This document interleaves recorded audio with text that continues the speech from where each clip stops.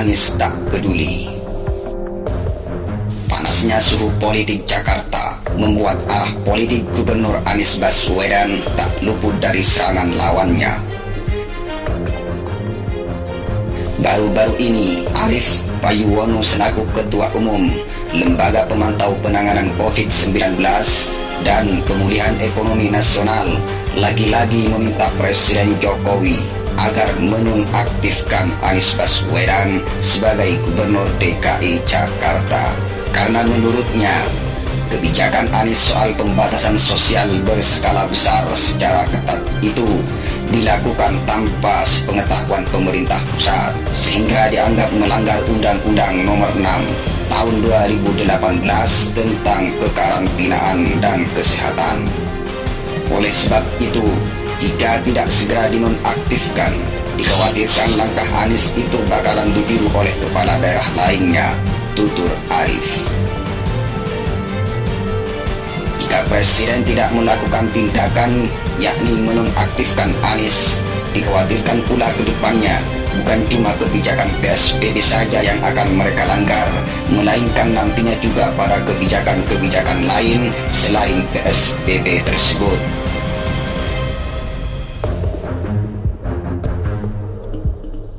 Untuk diketahui sahabat M Official, Anies sebelumnya memutuskan untuk menarik rem darurat tersebut dan kembali menerapkan PSBB total sebagaimana awal pandemi COVID-19 lalu.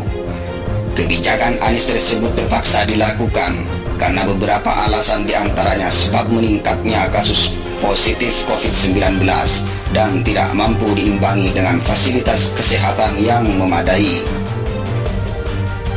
Menanggapi kebijakan Anies itu, lantas juru bicara Presiden Fajrul Rahman mengatakan, jika Presiden itu memandang pembatasan sosial skala mikro lebih efektif untuk meminimalisasi penyebaran virus COVID-19 daripada PSBB total.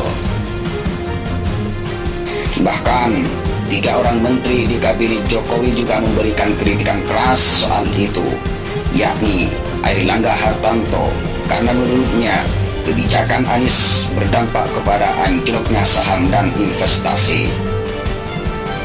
Menteri Perdagangan Suparmanto yang menilai kebijakan Anies itu berpotensi mengganggu kelancaran distribusi barang karena Peran Jakarta adalah sentral aliran distribusi nasional. Kemudian Menteri Perindustrian Agus Gumiwang Kartasasmita juga menekankan jika kinerja industri manufaktur bakal kembali tertekan akibat PSBB itu.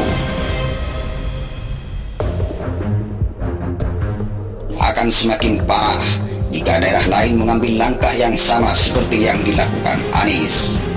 Lalu PSBB itu diperpanjang oleh Anies.